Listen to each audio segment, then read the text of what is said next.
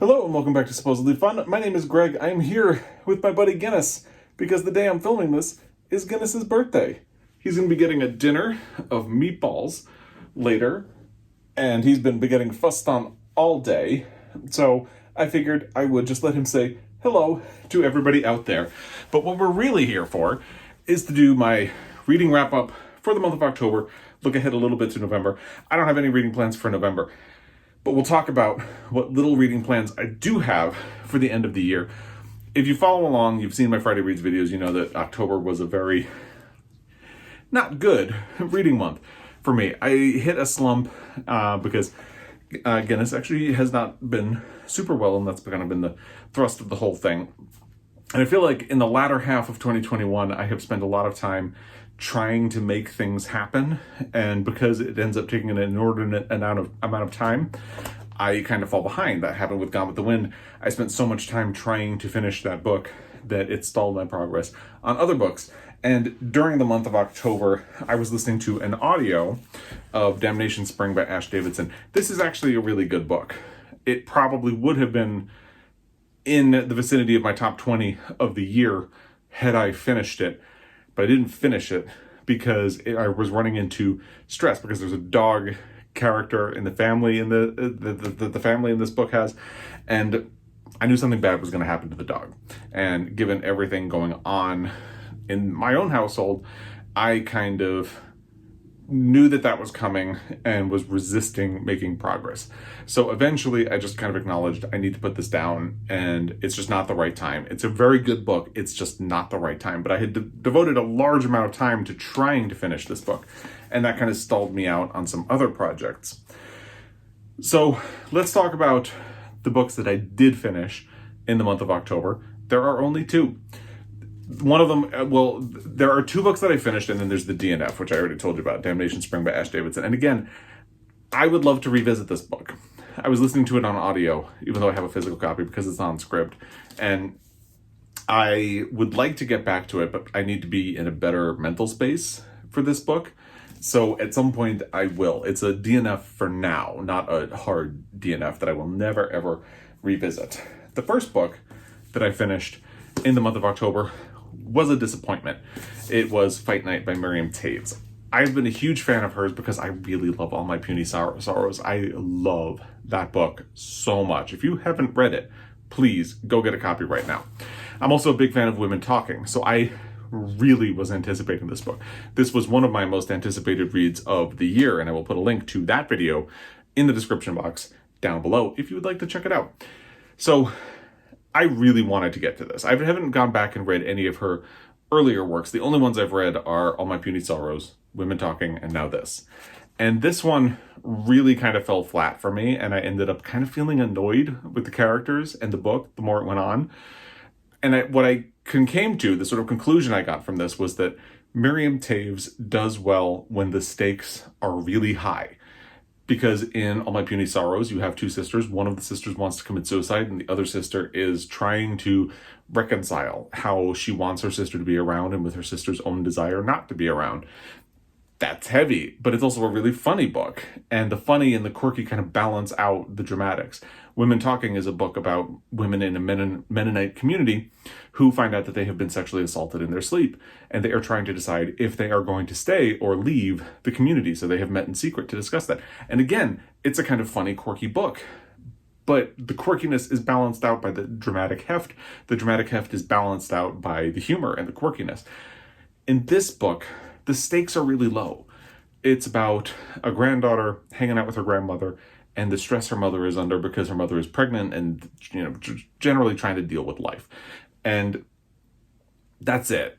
And that's everyday stakes, and everyday stakes really mean something, but it means that the humor and the eccentricity and the sort of quirkiness come first in this book. And because the stakes are really low, there isn't a whole lot of drama to balance them out. And to me, that really made it feel off, and I ended up not really liking it. But I'm still looking forward to Miriam Toews' next book. I'm still curious to see where she goes from here. I'm still curious to go back and read some more of her backlist, and we'll just see how that goes. The other book that I finished was a library book, so I don't have a copy with me here. It's Zorrie by Laird Hunt. This is shortlisted for the National Book Award for 2021 for the fiction category. I will put a link to my reaction video to the shortlist in the description box down below. And this book I really loved. I had previously read a different book of Laird Hunt's called In the House in the Dark of the Woods and really enjoyed that. It's very spooky, perfect book for fall. So if you're looking for something like that as the weather starts to get chillier, days start to get shorter, check that one out. But don't sleep on Zorrie either, because I really enjoyed this book. It's really subtle and quiet, almost seems like not much is happening, and yet I really enjoyed it. If you are into that kind of a book, I would definitely recommend checking it out. The description is that Zorrie's parents die of diphtheria. She goes to live with her aunt, and then her aunt dies, and she goes out into the world in Depression-era America, and eventually starts working at a factory where they use radium to paint the numbers on clock faces so you can see them in the dark. And then she and the other girls who work there glow at night because of the radium.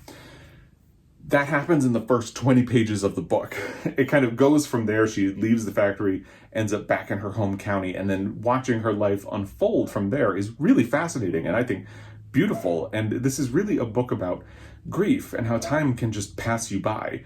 And I thought it was stark and beautiful. So I would absolutely recommend this book. I don't know if it will win the National Book Award. There's some other heavy hitters on that shortlist, but I think it's a really fantastic book, and I'm glad that it did make the shortlist, and I hope a lot of people now discover Laird Hunt and his work. I've only read 2 books of his, but I've enjoyed both of them, so I think he's definitely an author worth discovering, and I hope more people discover Zorrie as well, because it is great. And I have a lot of things that were kind of left unfinished in this month. So just to get through a couple of them, I originally started The Power of the Dog by Thomas Savage because I really want to read this before the movie comes out. The movie with Benedict Cumberbatch and Kirsten Dunst is coming out, I think, at the end of November, beginning of December. And I got 12 pages in and was like, I need something lighter. So I put it to the side. And I still want to read it before the movie comes out. So it's kind of on my list of things to get to for the end of the year. So that will come up when we do end of year reading. I got 76 pages into Taste My Life Through Food by Stanley Tucci. It was totally charming, but I just really hit my slump at that point and have not picked it up since. I definitely want to finish. It's a really easy to read book. Once you pick it up, you just kind of fly through it. And he's a very charming person, and that comes through, and that sort of charm pulls you through the book and makes it very easy to read. So I'm really looking forward to getting back to this at some point. And then I had started the audio of Aristotle and Dante Dive into the Waters of the World by Benjamin Alire Sáenz, and got within an hour and 42 minutes of finishing. It's read by Lin-Manuel Miranda. He does a great job.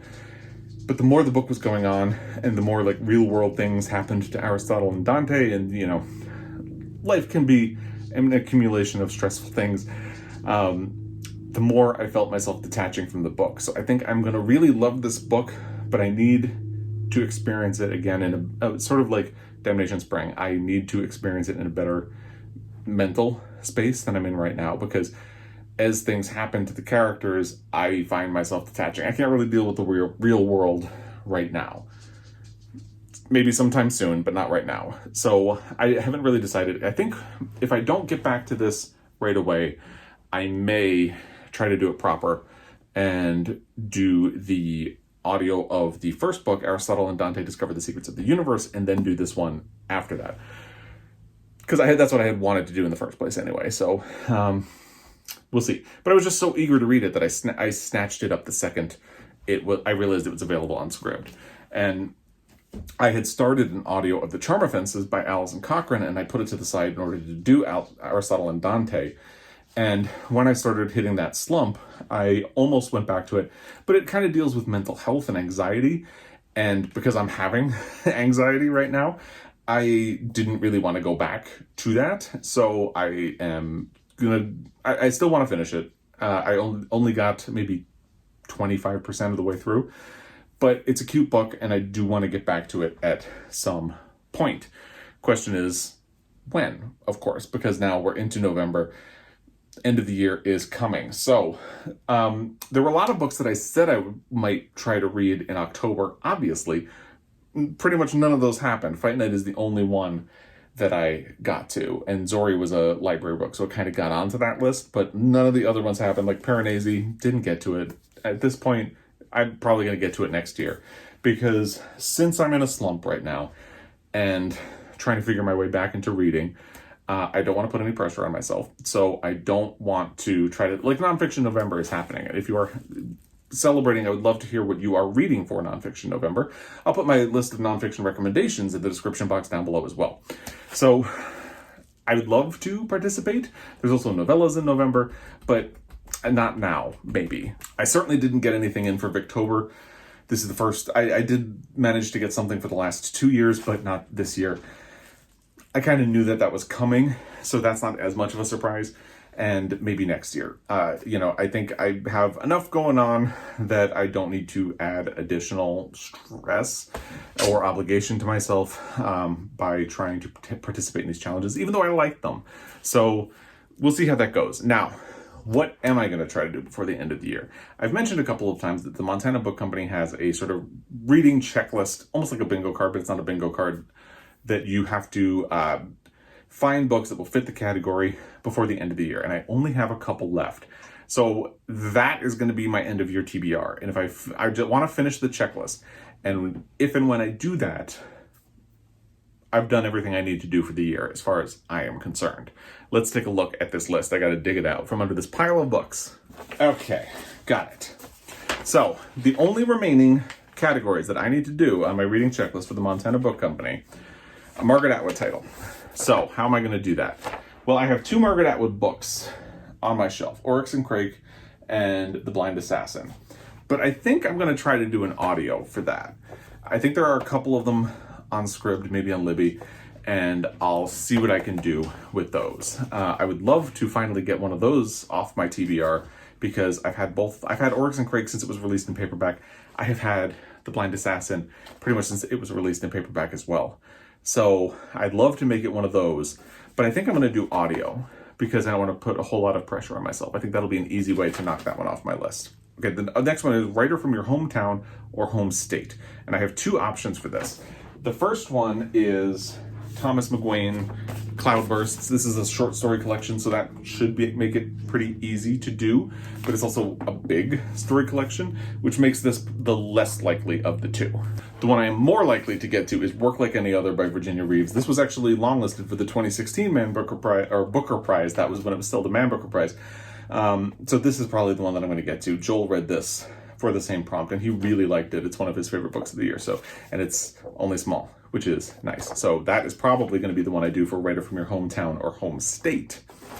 In terms of a book published the year a parent was born, I have Go Tell It on the Mountain by James Baldwin, which was published, I believe, I'm going to double check right now, the year my mother was born, copyright 1953.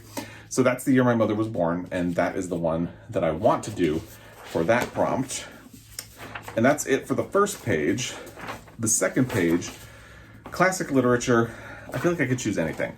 Again, I'm probably going to choose something on audio for that because I have 2 books I'm going to need to do in print. So the Margaret Atwood and the classic literature are probably going to be on audio. And I don't want to pick which audio I'm going to do for classic literature because I want to see what's available. I don't want to get on a hold list because the end of the year is coming. I don't want to kind of get stuck with that.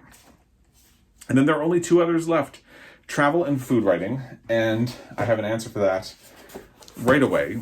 Stanley Tucci, Taste, My Life Through Food.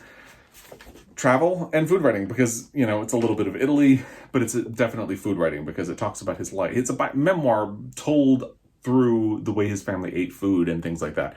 So perfect. And I already started it. So it will be a natural fit for that category.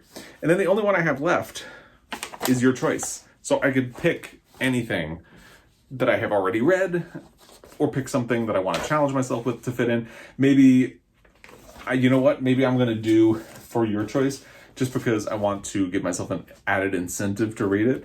It's The Power of the Dog. Maybe that's what I'll do for my choice. That way, worst comes to worst, I have a fallback plan. I can just pick something that I read that I didn't already use in a different category on this checklist, and that should be good. If I have time, and that's a dangerous thing to say because I really don't, I was kind of hoping I would get a different book in translation because I put Whereabouts by Jhumpa Lahiri. Now that is a translated work, but I feel like I'm cheating a little bit because Jhumpa Lahiri traditionally writes in English. She has become fascinated with the Italian language in recent years, so she wrote Whereabouts in Italian. It was originally published in Italian, and then she did her own translation from Italian into English. So it is a translated work, but for some reason in my brain, I feel like I'm cheating a little bit. So if there's time, if I have the gumption and the energy, I am probably going to try to get another translated work in there.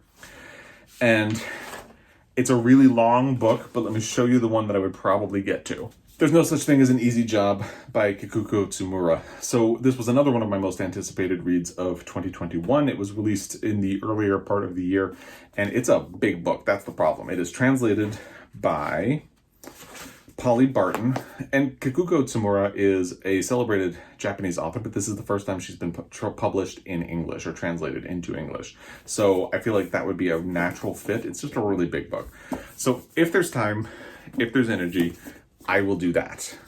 But I am not going to try to overdo anything. Don't want to overdo it. Don't want to push myself. I want to get out of this reading slump. If it takes another week, it's going to take another week. That's just, what it is. So I don't want to try to put a lot of stuff on my plate because that's going to build the anxiety in a sort of different direction from where it is right now. And I don't want to do that. So I figure this is a natural way to maybe like dangle a carrot in front of myself and say like, you need to finish this before the end of the year, and try to get myself back into the frame of mind of reading, because I think that's a fun way of doing it. Just to run through some of the other things that are on this list. 5 children's picture books, I'm not going to run through those, but dystopian novel. I read The Ballad of Songbirds and Snakes by Suzanne Collins way back in the beginning of the year. Man Booker shortlist or long list, I read Real Life by Brandon Taylor for the first round of the BookTube prize this year. Perfect fit. Then science or nature nonfiction, I got a recommendation from Doris from Aldi Books. That's The Soul of an Octopus by Cy Montgomery. Novella, I put A Single Man by Christopher Isherwood.